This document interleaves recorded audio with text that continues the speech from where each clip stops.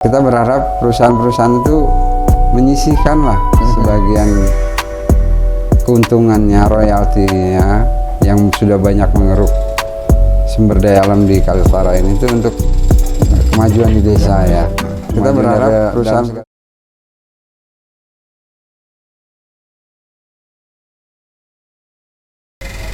Tribuners, bersama saya Cornel Dimas, jurnalis Tribun Kaltara.com dalam program Bincang in OPD. Bersama kita telah hadir Kepala Dinas Pemberdayaan Masyarakat dan Desa, Bapak Haji Edi Soeharto, Esos MT. Selamat pagi Pak. Selamat pagi. Ya, kabar sehat Pak? Alhamdulillah sehat. Oke, baik. Baik Tribuners, kita akan mengulas tentang bagaimana program maupun langkah-langkah yang dilakukan oleh Dinas Pemberdayaan Masyarakat dan Desa Provinsi Kalimantan Utara bersama Pak Edi Soeharto. Baik Pak, kalau kita ingin tahu dalam 5 tahun ke depan apa arah pembangunan pemberdayaan desa di Kaltara ini Pak? Baik, terima kasih sebelumnya. Sebelum saya jawab, mungkin sedikit saya jelaskan. Dinas Pemberdayaan Masyarakat dan Desa adalah salah satu OPD atau salah satu dinas yang membantu gubernur di dalam hal pemberdayaan masyarakat dan desa. Ada 4 bidang dan 1 sekretariat. Yang pertama adalah bidang pemerintahan desa, yang kedua ada bidang ekonomi, yang ketiga ada bidang ketahanan sosial budaya masyarakat, yang keempat ada bidang pos pelayanan terpadu, pengelolaan sumber daya alam dan teknologi tepat guna. Nah, dari 4 bidang itu semuanya dituangkan dalam suatu perencanaan yang namanya Renstra ya, rencana strategis ya, dan dituangkan dalam RKP RKT rencana kegiatan tahunan. Untuk 5 tahun ke depan kita fokus bagaimana meningkatkan, yang pertama adalah tentang indeks desa ya. Yang kedua, kita fokus pada peningkatan status desa. Jadi yang ketiga adalah terkait dengan penataan batas desa ya.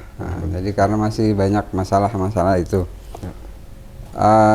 Di bidang lainnya mungkin menyesuaikan, tapi fokus utama adalah tentang pemerintahan desa dan pemberdayaan masyarakat desa. Oke. Baik Pak, kalau mengenai indeks desa itu seperti apa Pak? Apa target sebenarnya yang ingin dikejar? Baik, indeks desa itu adalah satu indikator tentang kemajuan desa yang ada di Indonesia, termasuk Kalimantan Utara. Indeks desa juga merupakan salah satu indikator kinerja utama seorang kepala daerah ya. Apakah gubernur atau bupati ya di semua wilayah di Indonesia.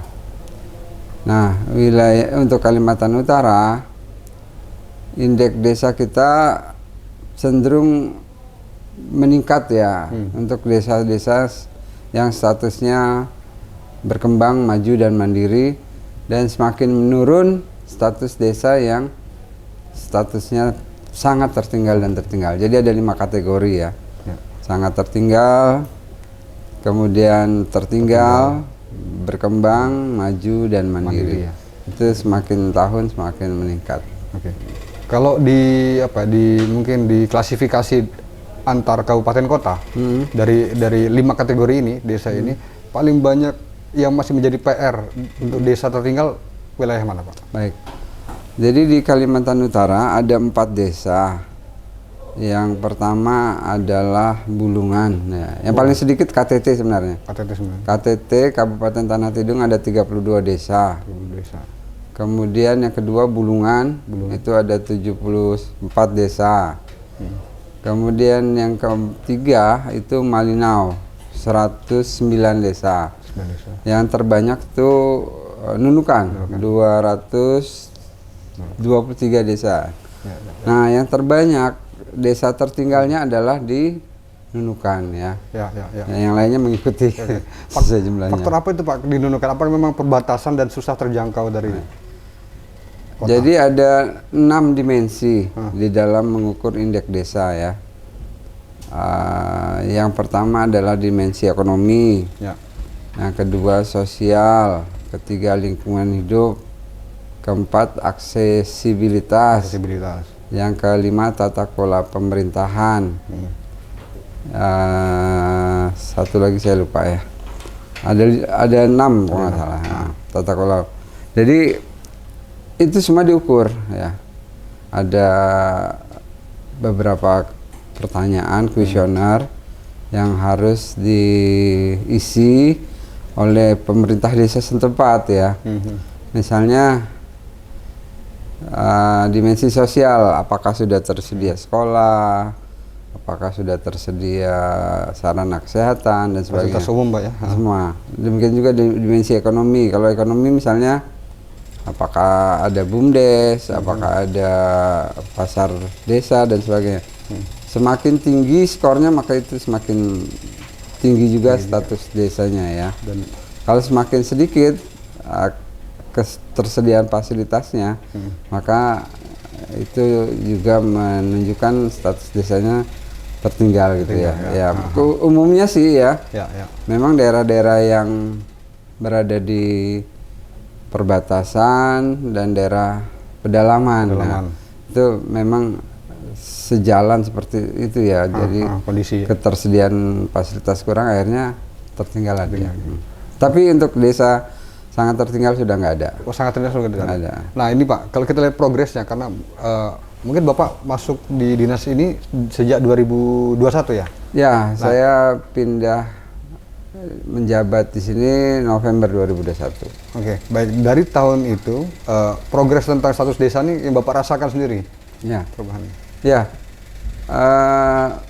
trennya positif ya, dalam arti semakin kecil desa yang sangat tertinggal, udah nggak ada. Dulu masih ada, waktu saya masuk masih ada. Sekarang udah nggak ada sama sekali desa sangat tertinggal. Kemudian masih ada sedikit desa tertinggal. Kemudian meningkat desa yang berkembang, maju dan mandiri ya, semakin meningkat. Oke. Seiring perubahan status mereka yang meningkat dari tahun ke tahun, adakah semacam langkah apa saja yang sudah mungkin digenjot oleh DPMD sendiri? Baik. Yang pertama kita lakukan kolaborasi ya, karena urusan desa ini bukan hanya urusan dinas PMD sebenarnya. Betul. Kolaborasi yang kita lakukan tuh pentahelix ya, maksudnya 5 unsur, ada dari pemerintah sendiri, pemerintah dalam arti luas, dari pemerintah pusat bisa kita minta bantuan anggaran, pemerintah provinsi, pemerintah daerah, kabupaten ya. Kemudian media massa ya, termasuk Tribun gini misalnya kan menyuarakan nanti. Yang ketiga CSR perusahaan ya. Kemudian keempat akademisi ya. Dan kelima masyarakatnya sendiri ya. Nah, hal-hal yang kurang kita berharap dari campur tangan, misalnya CSR perusahaan misalnya, membangun sekolah atau mendirikan poliklinik dan sebagainya seperti itu. Nah, dan mungkin nanti kalau dari akademisi mungkin ada KKN dan sebagainya yang bisa menjangkau mereka yang di sana gitu ya. Baik.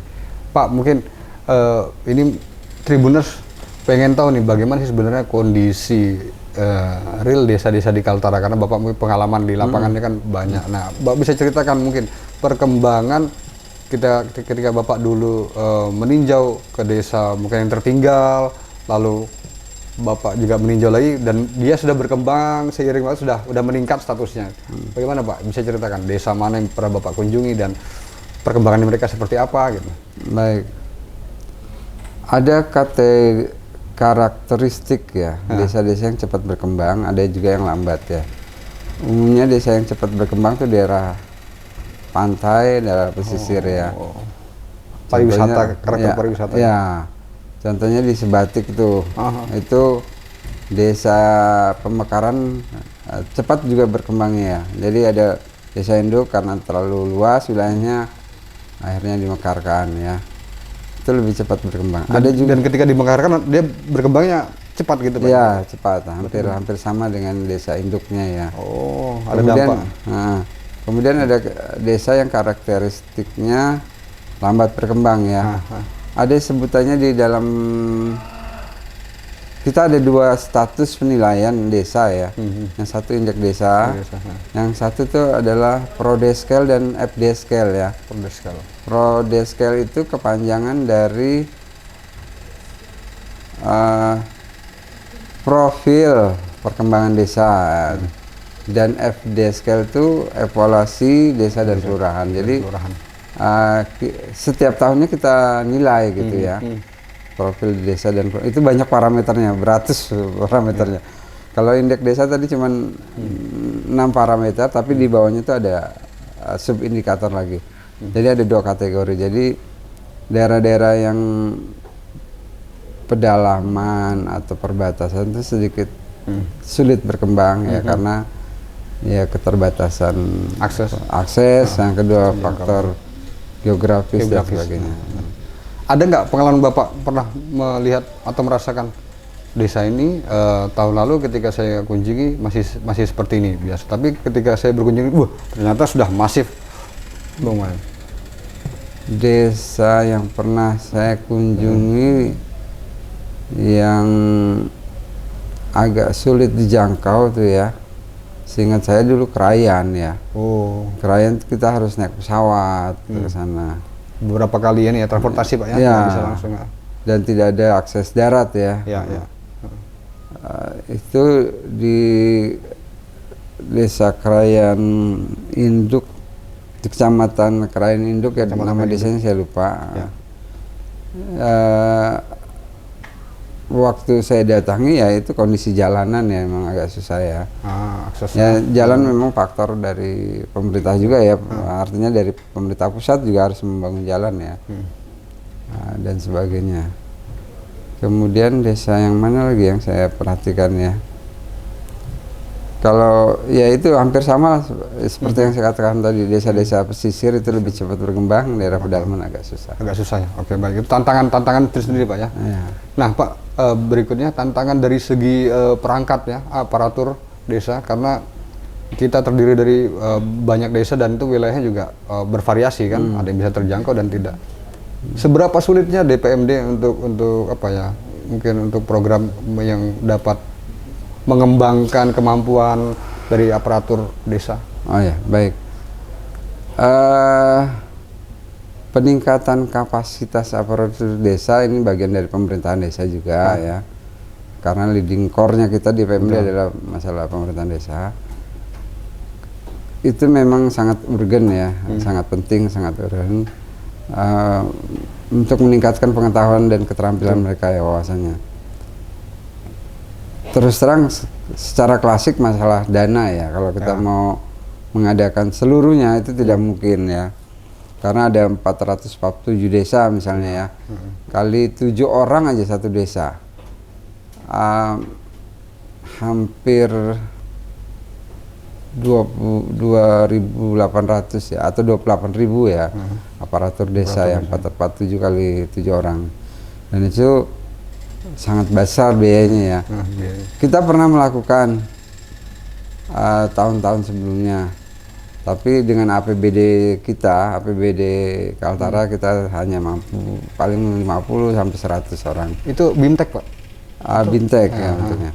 Nah tapi di tahun 2023 sampai 2024 alhamdulillah kita ada program dari pemerintah pusat, dari Kemendagri.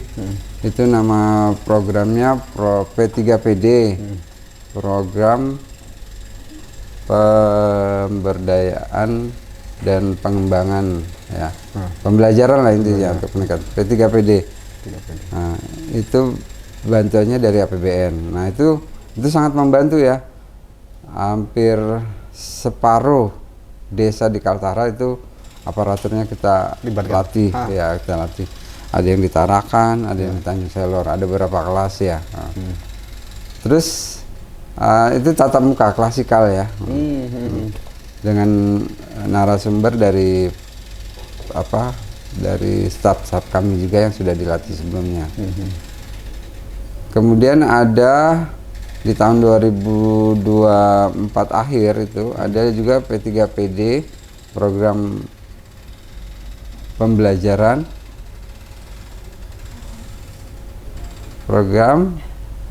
ya pokoknya peningkatan kapasitas intinya. Saya lupa panjangnya, soalnya udah 3 tahun yang lalu ya. Program penguatan dan pembelajaran untuk desa. Itu ada sistem online ya, daring ya. Tapi ada kendala juga. Desa-desa yang tidak punya internet nggak bisa ikut pelatihan.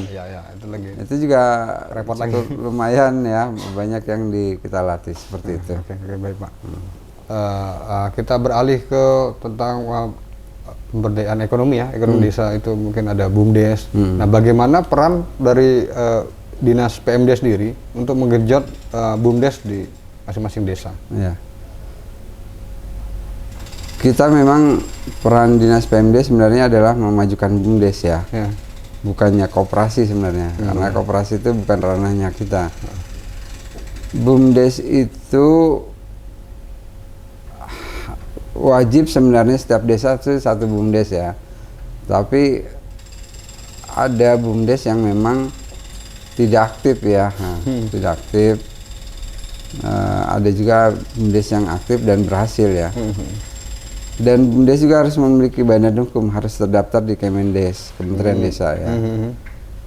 Nah, kita sudah melakukan beberapa kali pelatihan ya, karena kadang-kadang para pengurus BUMDes itu kebingungan ya, apa yang mau kami perbuat. Nah, oleh karena itu kami latih, kami memberikan pencerahan lah bahwa banyak jenis-jenis usaha yang bisa dilakukan oleh BUMDes ya.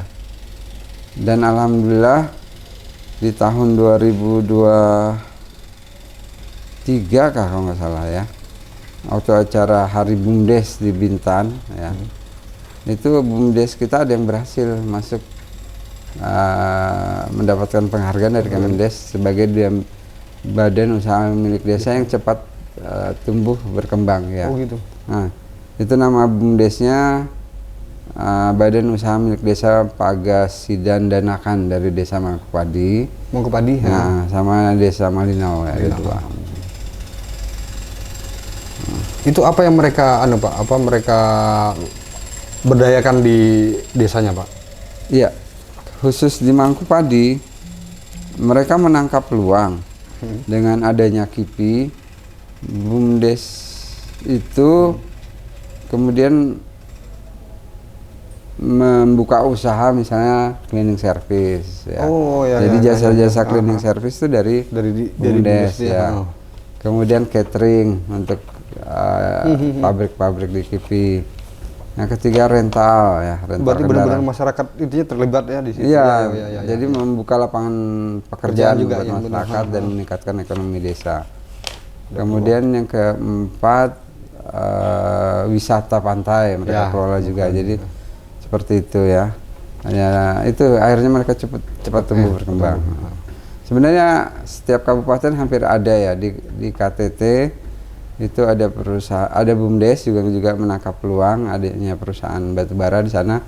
Mereka menjadi supplier dari telur gitu ya. Telur itu untuk untuk kebutuhan karyawan di PT batubara itu ya. Oh gitu ya. Baik Pak. Kalau yang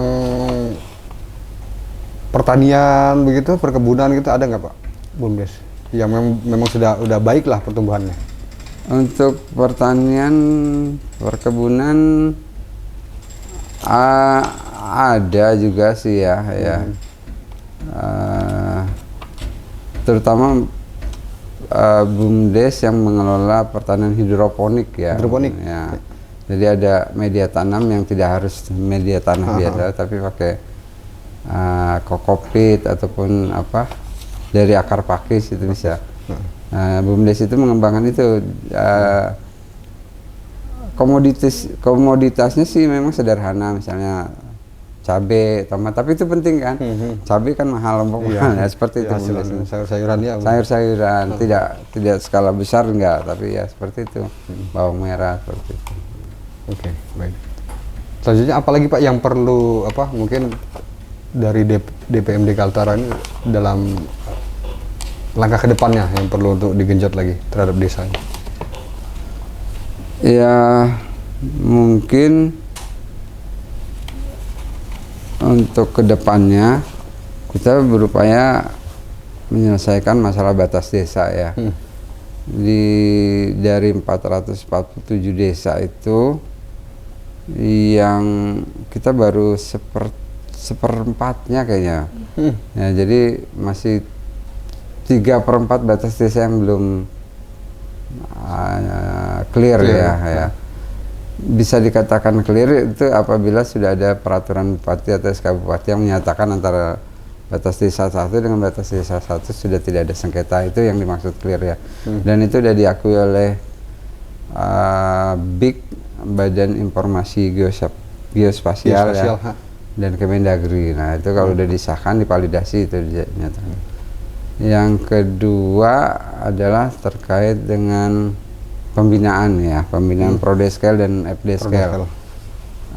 Kami setiap tahunnya itu memotivasi desa-desa yang ada di Kaltara dan kelurahan untuk meningkatkan lah desanya, baik dari segi pelayanan, kemudian inovasi dan sebagainya ya.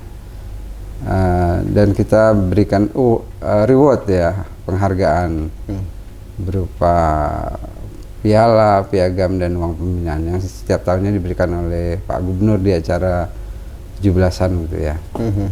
Itu ada satu kelurahan ya, sampai tingkat nasional bahkan sudah, itu dari kelurahan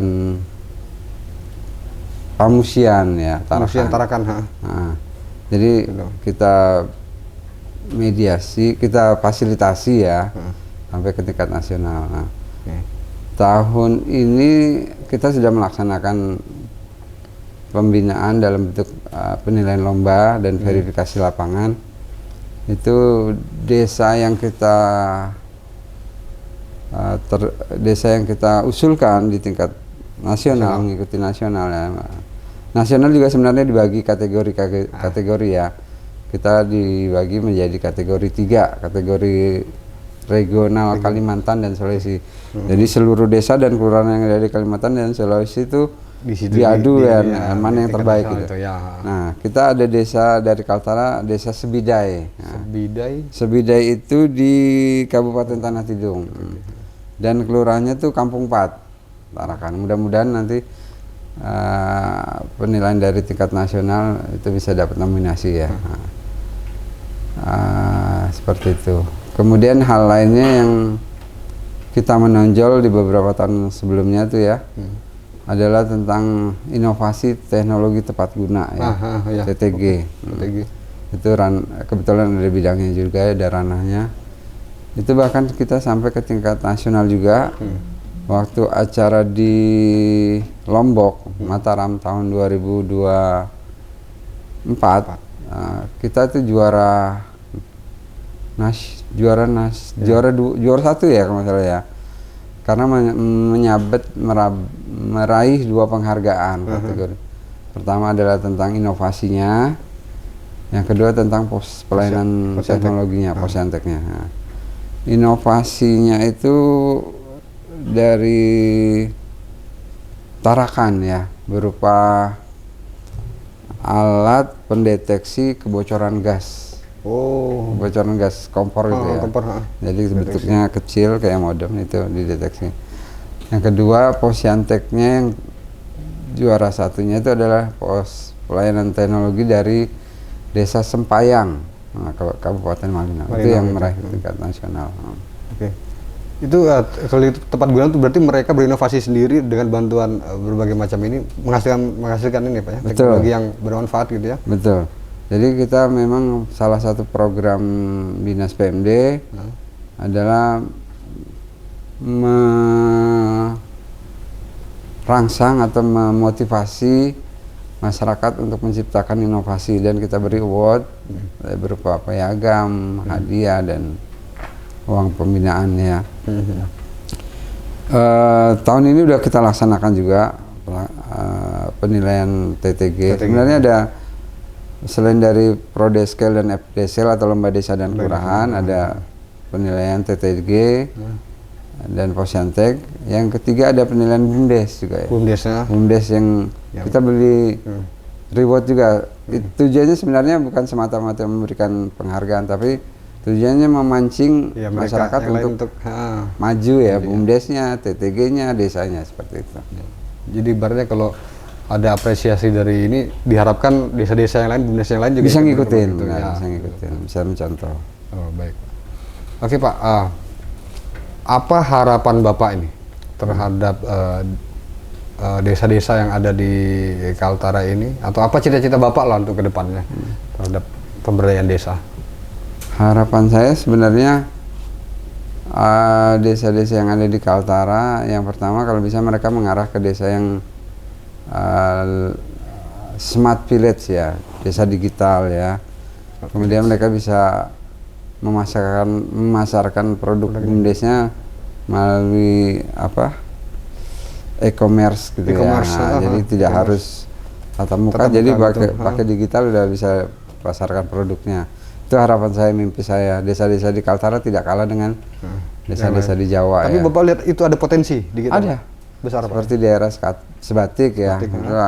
Karena mereka juga jaraknya dekat dengan negara tetangga ya. Bisa mereka pasarkan produk-produk dari desa mereka ke luar. Ada istilahnya desa ekspor. Sebenarnya Kemendes juga sudah mencetuskan ada desa ekspor ya. Nah, kita berharap dari Sebatik mungkin ada produk yang dari BUMDes atau dari mana gitu ya, bisa produksi baik untuk dalam negeri ya, maupun marketnya ke luar negeri ya. Tawa paling ya kan udah termasuk luar negeri ya, seperti itu. Jadi harapan saya itu desa-desa yang ada di Kaltara semakin maju dan indikator pakai teknologi ya, pakai teknologi dan internet juga, akses juga bagus, mereka bersaing ya. Bisa bersaing. Ya. Kalau alhamdulillah sih daerah Sebatik internetnya lancar ya. Ada yang mau disampaikan lagi Pak? Silakan. Terkait apa yang jadi titik fokus mungkin. Iya, mungkin kita berharap sih masih ada PR kita ya. Masalah peningkatan kapasitas aparatur desa ya. Karena kan kadang-kadang mereka belum memahami aturan-aturan terbaru atau bagaimana gitu ya. Kita ingin memberikan tambahan pengetahuan dan wawasannya lah. Nah, ya cuman memang kembali secara klasik ya, faktor dana ya, pendanaan. Dan kebetulan program P3PD tadi juga udah di close ya sama Kemendagri, sudah ditutup ya. Jadi ya kita berharap mudah-mudahan ada dari pihak ketiga misalnya dari perusahaan, CSR dan sebagainya. Apakah itu pelatihan aparatur desa, apakah pelatihan BUMDes. Nah, kita berharap perusahaan-perusahaan itu menyisihkan lah sebagian keuntungannya, royaltinya yang sudah banyak mengeruk sumber daya alam di Kaltara ini itu untuk kemajuan di desa ya. Kemajuan dalam segala bidang, manusianya juga dibuat maju, desanya, infrastrukturnya dibuat maju. Seperti itu harapan saya. Jadi tidak bisa berharap banyak dari anggaran pemerintah, tapi kami berharap dari perusahaan-perusahaan mandiri gitu ya, perusahaan yang ada di Kalimantan Utara. Apakah itu perusahaan batu bara, kelapa sawit, kayu dan sebagainya. Nah, sejauh mana itu Pak keterbukaan atau respons dari Dinas Pemberdayaan Masyarakat dan Desa ini terhadap kolaborasi dengan berbagai macam tadi, atau apakah BUMN seperti Telkom atau PLN atau bahkan perusahaan-perusahaan itu untuk sama-sama kita memajukan desa. Oh iya. Kita pernah mengadakan pertemuan ya. Tahun 2022 kalau nggak salah, cukup lama ya. Kita waktu itu Bapak Gubernur bahkan yang memberikan arahannya. Nah, yang mudah-mudahan tahun depan kita adakan lagi lah supaya lebih intensif, lebih mengetuk hati para pemilik perusahaan lah, menyisihkan anggarannya untuk pembangunan di desa seperti itu. Waktu itu pertemuan itu kita jelaskan tentang indeks desa, tentang prodeskel dan sebagainya. Nah, seperti itu. Dan waktu itu malah kita berikan semacam kesiapan mereka membantu dari segi dimensi yang mana gitu ya, memajukan dimensi ekonomi kah, memajukan dimensi sosial kah, dan sebagainya seperti itu. Ya mudah-mudahan tahun depan, awal tahun lah, ya itu bisa kita laksanakan pertemuan itu. Baik Pak, ini ya Pak, kita singgung sedikit soal Koperasi Merah Putih, Koperasi Desa Merah Putih. Itu seberapa jauh atau seberapa besar peran dari Dinas Pemberdayaan Masyarakat dan Desa ini terhadap program pemerintah pusat tentang Koperasi Desa Merah Putih? Kalau menurut saya pribadi, peran Dinas PMD itu dalam hal Koperasi Desa Merah Putih itu ada dua ya. Pertama pada saat musrenbangnya, musyawarah perencanaan pembangunan desa. Yang kedua adalah masalah pendataan lahan, aset desa, untuk pendirian koperasinya, bangunan koperasinya. Nah selebihnya itu menurut saya dinas koperasi ya ngurusnya, apakah badan hukumnya, jenis usahanya ya seperti itu. Nah alhamdulillah untuk musrenbang udah kita lewati ya. Dari 447 desa itu tidak otomatis mereka mau berdiri sendiri ya. Jadi ada desa-desa yang mungkin menganggap karena keterbatasan jumlah penduduk akhirnya mereka bergabung ya. Jadi dari 447 desa hanya 411 ya. 11 yang desa terbentuk ya. Itu yang pertama, musrenbang udah berhasil. Yang kedua tentang pendataan. Nah kami saat ini sedang dan sering ya dipantau, dievaluasi oleh Kemendagri terkait pendataan lahan desa untuk pendirian koperasi. Karena ada target dari pemerintah pusat, ada 10.000 bangunan koperasi yang akan dibangun ya. Nah itu diharapkan dari semua provinsi memberikan data mana lahan yang siap gitu ya. Dan ini akan di 10.000 itu nanti mau dibangun serentak yang ditandai oleh pembangunan groundbreaking oleh Bapak Presiden. Ya.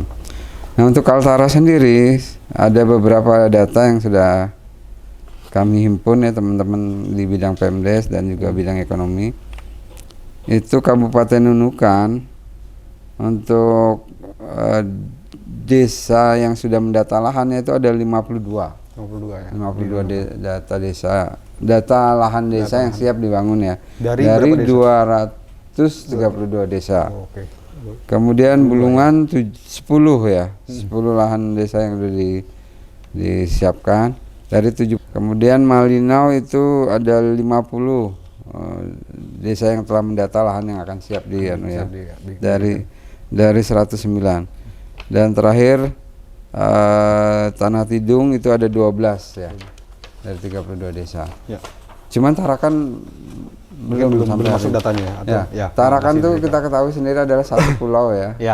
Dan wilayahnya sangat padat dan agak susah untuk mencari lahan. Dan kalau seandainya ada lahan itu harus ganti rugi. Nah itu bedanya dengan desa-desa mungkin masih banyak lahan yang mungkin bisa dihibahkan tanpa harus diganti rugi. Baik Pak. Oke. Terima kasih. Cukup ya. Oke. Tadi 442 desa Pak ya total Kaltara. 447 desa. Oke. Baik Tribuners, demikian perbincangan kita dengan Kepala Dinas Pemberdayaan Masyarakat dan Desa Provinsi Kalimantan Utara, Bapak Haji Edi Soeharto, Esos MT. Seperti kita dengar dari 427 desa di 447 desa di Kalimantan Utara tidak ada yang statusnya sangat tertinggal. Akhirnya ini sudah ada progres yang baik. Ya kita doakan saja, kita sama-sama berharap agar status desa di Kaltara ini semakin bertumbuh, gitu Pak ya? Ya. Oke, baik. Terima kasih Bapak telah meluangkan waktu di bincangin OPD. Mas Dimas. Ya. Baik Tribuners, demikian perbincangan kami. Nantikan bincangin OPD selanjutnya, kita akan main ke dinas mana saja. Akhir kata saya ucapkan terima kasih.